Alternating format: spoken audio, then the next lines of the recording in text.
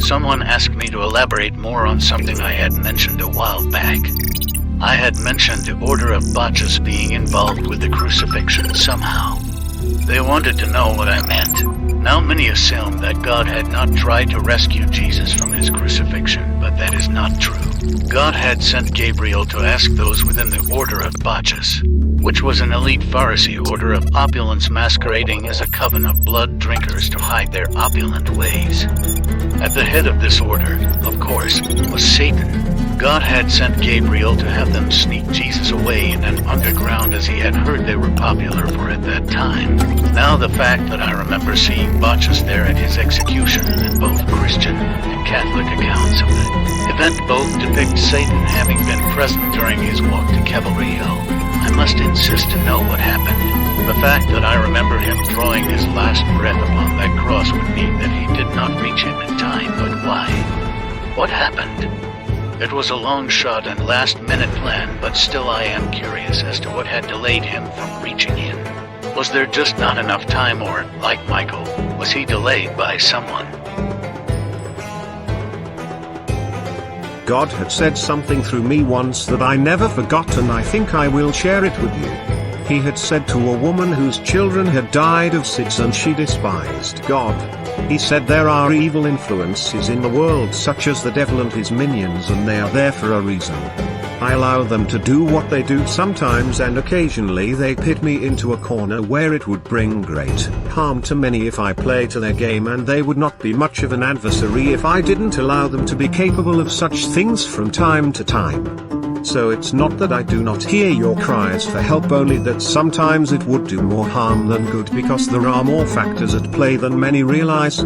He went on to tell her that he was going to show her a miracle through me, not to win her faith, but merely so that she would put down her anger towards him and view him with an open mind. 2 weeks later she ended up in a hospital and almost lost her life. In the midst of it all, she lost 2 pints of blood and had to have a blood transfusion.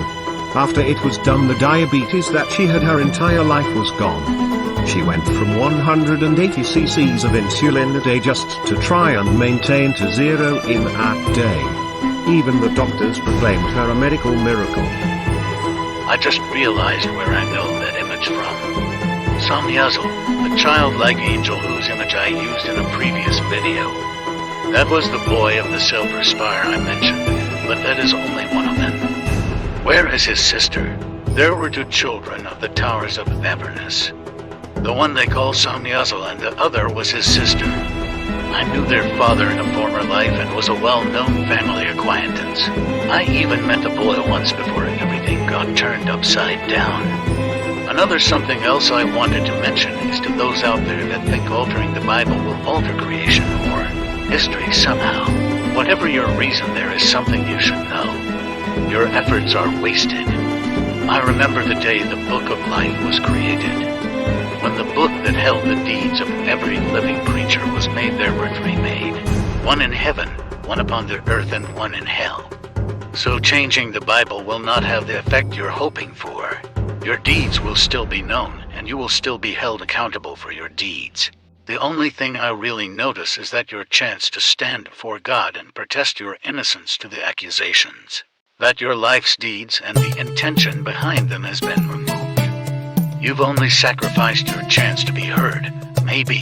I can only guess by what I've witnessed and seen occur to others, and what reaction might come about when presented with these questions.